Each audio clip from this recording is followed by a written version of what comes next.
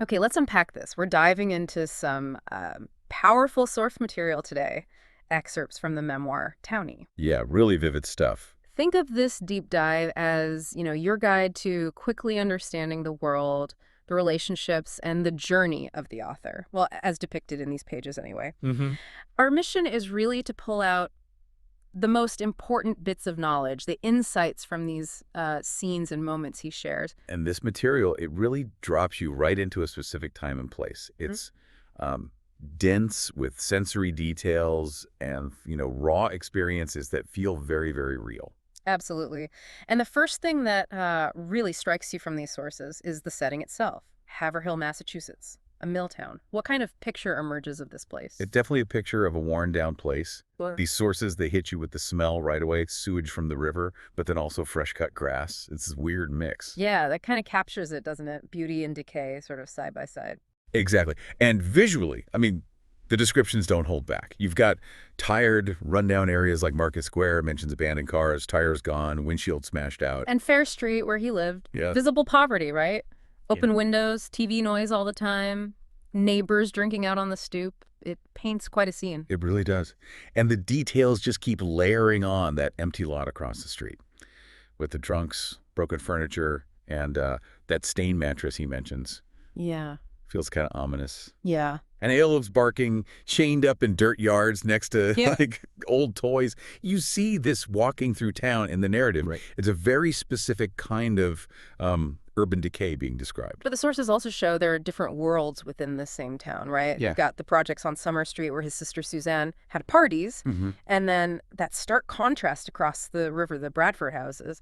Big, neat, well-kept, a whole different class of people, college educated, as he puts it. Exactly. Yeah. And even something simple, like going for a run with his dad, reveals this hidden part of town he didn't even know about. This wide dirt trail under trees by the water. Right.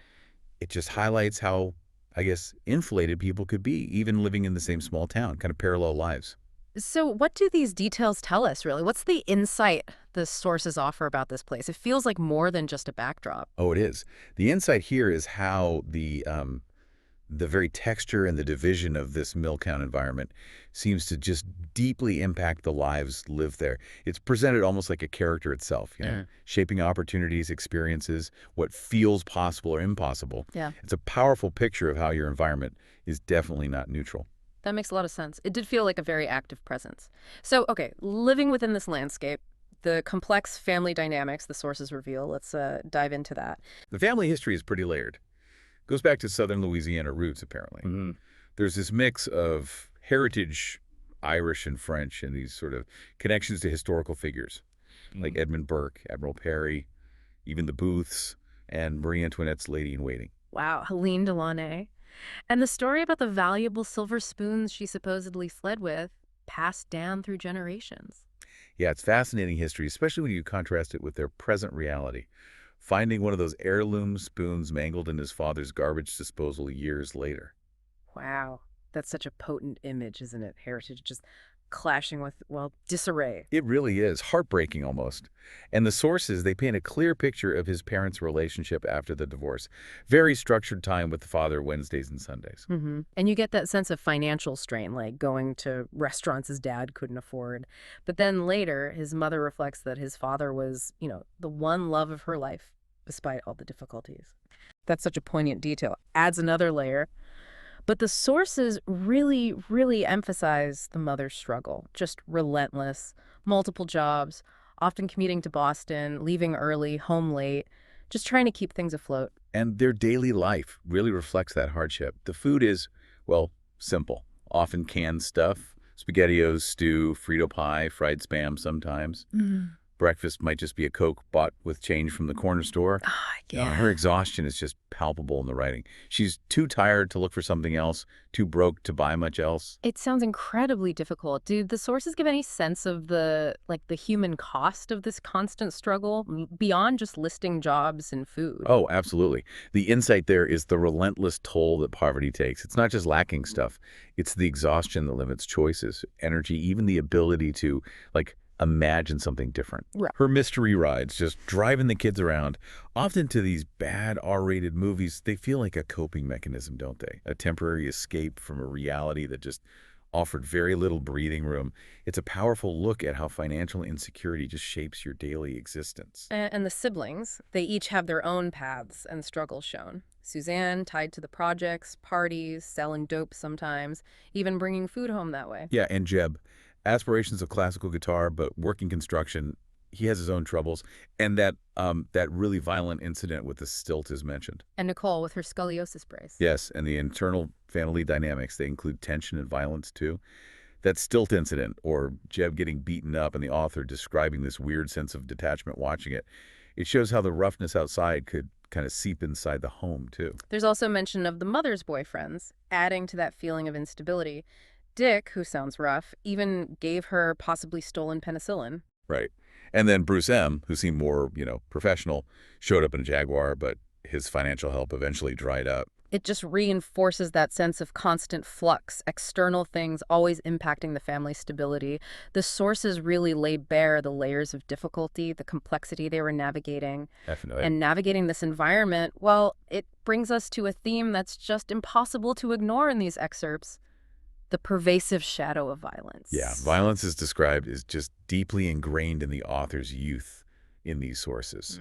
School fights weren't like hidden affairs. Kids were drawn to them, pulled there by the air itself, as he puts it. Wow. And street violence was just commonplace.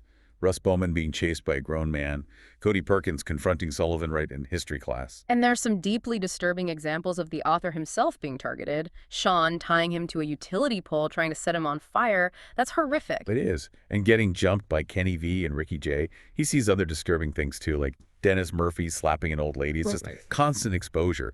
And this constant exposure seems to be a major catalyst for, well, a transformation in the author. He moves from being a victim or just watching to actively seeking physical strength. Right. He starts weightlifting, boxing. Yeah. Describes this state of shaved and massive rage. He explicitly says he wanted to be big enough to scare people away. Compares his own strength to guys like Sam Dolan. And then he gets involved in violence himself, punching those men out of a house party and noting their casual reaction, those smirks and a shrug afterward. Yeah, like it was nothing. And the brutal fight at Sambo's Diner, kicking a man, smashing a ketchup bottle over someone's head, it's intense. The airport fight feels particularly significant, though. He steps in when a man hits a woman, and then there's the violence that follows. But his self-reflection afterwards, that's a crucial insight, isn't it? You did it for you, and you need to stop. That phrase, "you did it for you," is so powerful. What does that moment, and in his reflection on the membrane of compassion he talks about, Yeah. what does that tell us? What's the insight there about violence and its impact? Well, the insight seems profound. It's not just about the act of fighting, it's about the internal cost. That idea of breaking a membrane suggests violence requires you to suppress something fundamental, like empathy or compassion. And his reflection at the airport shows him realizing, maybe for the first time, that this external action was tied to some internal need, maybe control, power, self-worth, something. And that doing it fundamentally changes you. And feeling pleasantly empty after hitting the heavy bag? That also suggests a really complex, almost cathartic, but maybe disturbing relationship with aggression. Yeah, it highlights the psychological weight of growing up in that environment, the changes it forces on you. Yeah. And the sources are just populated with figures involved in all this. Danny D's brothers, Sullivan, Tommy J, Steve Lynch, who gets stabbed in that bar fight, Artie Doucette, who later confessed to murder. Charlie Pierce, who he worked with, also a murderer, the man at the airport.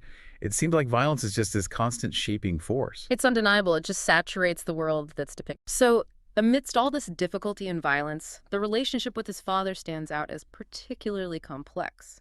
The sources paint a really fascinating, nuanced picture here. It's definitely a relationship marked by presence and absence, structure, but also unexpected connection. That memory of the birthday run is so vivid, the physical contrast between them, running on that trail he didn't even know existed. Right. And the ease of being side-by-side running feels important compared to, like, the formal feeling of sitting across a table during their usual visit. Which were limited, right? Yeah. Scheduled Wednesdays and Sundays. The activities were specific.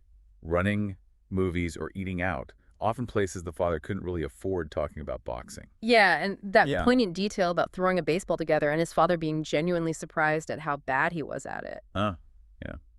But his father had these distinct interests that come through. Writing, running, teaching, jazz music, those Akubra hats he wore, his pipe collection. He offered practical advice too, like boxing tips, keep your write up, and later, that crucial encouragement about writing. You're a writer, man. We see glimpses of his father's internal life too, his faith, the mention of the Eucharist on his breath, and those powerful moments later in life when he starts explicitly using those three words his father had never said to him with his own children. Then there's the devastating turning point. The accident. Run over while helping someone, apparently after interviewing a prostitute in the combat zone, carrying multiple guns.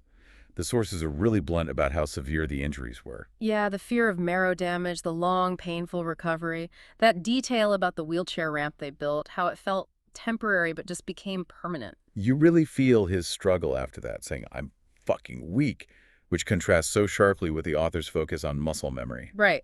But despite the huge physical limitations, his life went on living with Peggy, hosting those potluck dinners, watching boxing, still lifting light weights, still writing. And there's that striking conversation where he justifies treating Jeb differently than the author. Because you finished school. Because you don't walk away from responsibility.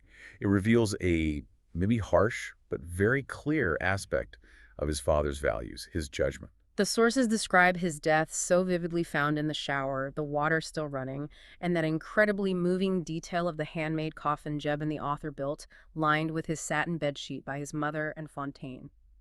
The insights we get into the father are just so complex. A man of contradictions, really. His background, his interests, his struggles, his faith, his judgments, his love. And the sources show his legacy as a writer, too, that blend of the profane and the sacred. His disciplined habits, like thanking himself after counting words. Yeah. And that powerful advice to the author about writing about family. Don't wait till your mama and I are dead. Just go ahead and write. He's clearly a huge figure, significantly shaping the author's path, influencing his eventual search for purpose, for a way out of that environment. And that search is such a strong thread through these sources. You trace it through the various jobs the author holds. Starting with that intense physical labor of dishwashing the heat, the chaos, working alongside characters like, well, Charlie Pierce again. Then being a gas station attendant, or he felt he needed a homemade club and found that darkly funny quote carved into it, life is like a dick. You remember that one? Oh, yeah. If it's hard, you get fucked. If it's soft, you can't beat it. Grim humor. Yeah. But that job also gave him the insight of realizing the value of money and feeling guilty about stealing from his mother earlier. He also worked catering jobs, right. Observing the wealthy class at parties, feeling like an outsider looking in, a service provider. Less class rage maybe, but a different view on social strata. And construction with Jeb and Trevor D. More physical labor, painting fumes, Trevor's comments about imperialist capitalist bosses and flags. So what do these different jobs kind of reveal about his journey, his search? Well, they show a progression, maybe. Moving from those really chaotic, gritty jobs to others that offered slightly different viewpoints.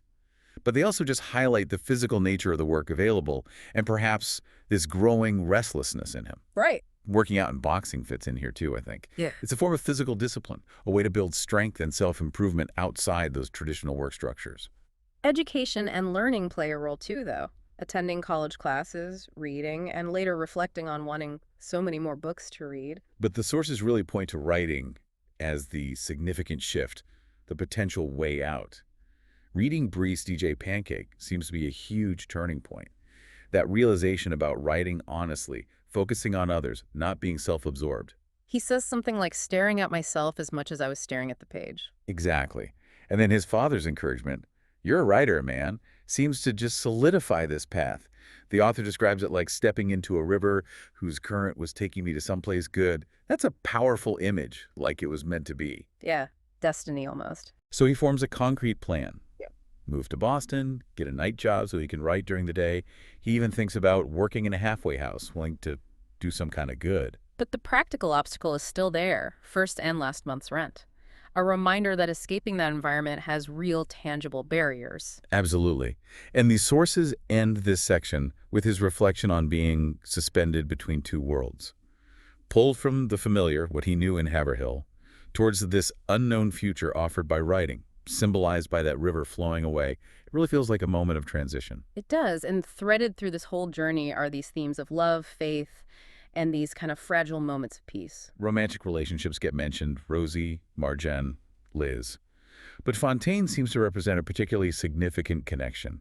He describes feeling like he'd found home and embrace with her, something deeper, separate from the physical houses he grew up in. Right, and faith appears in different forms too. His father's belief is noted, and Fontaine's faith, described as private and necessary, reading her little pocket New Testament. The author initially finds faith, man-made and preposterous. But then there's that moment of intense fear where he opens her book and the words, "love one another," just leap out at him. What does that specific moment, finding those words right then, suggest about his perspective maybe shifting? Well, it suggests that even if you reject traditional faith structures, maybe profound truths or guidance can still find you, especially in moments of vulnerability. Yeah. It connects back to that internal struggle with violence, that membrane. How so? Because he's trying to find a different way to navigate the world, right? Right. Attempting to trust people, even strangers. He says, trust. I was going to trust this stranger. Ah, yeah, that scene on the train where he consciously chooses not to fight that dealer. He visualizes shedding his muscles, relying on conversation and trust instead. That feels like a culmination, doesn't it? A deliberate rejection of the violence that defined his past. It's a hugely powerful, almost symbolic act, choosing a different path, relying on a different kind of strength altogether. And the theme of forgiveness gets raised too, prompted by the prayer at the funeral. And forgive us our trespasses. But then immediately contrasted with his thoughts of revenge against those kids who disrespected the priest. Exactly. It highlights that this internal battle isn't just neatly resolved. The pull towards violence, towards the past, it's still there, even as he's seeking peace and a different way of being. Yeah, it's not a clean break, yet despite all the violence and struggle, the sources do offer these glimpses of simple connection, of peace, throwing the baseball with his father, even awkwardly. Mm-hmm. That pleasantly empty feeling after writing, the recurring comfort and familiarity of those potluck dinners at his father's place, watching boxing with family and friends, shared moments, connection. These moments may be less dramatic than the violence, but they feel crucial, don't they? They're like anchors, instances of connection and quiet strength amidst all the turbulence, suggesting that peace isn't just found in escaping the past, but maybe also in cherishing the bonds that last. Yeah, well put. What's fascinating here, really, is how these scattered moments and relationships, pulled from different points in time, different sources, they reveal this profound journey, one marked by the deep imprint of place, poverty, complex family bonds, pervasive violence. But also by resilience, right? A relentless search for strength and ultimately discovering a different kind of power, maybe even peace, in writing and reflection. So if we connect this to the bigger picture, it really raises an important question for all of us, maybe. How do the places and the people we grow up with continue to shape us, in ways both seen and unseen, even as we try hard to forge our own path, or maybe even escape their influence entirely? That's the lingering thought, isn't it? How much stays with you?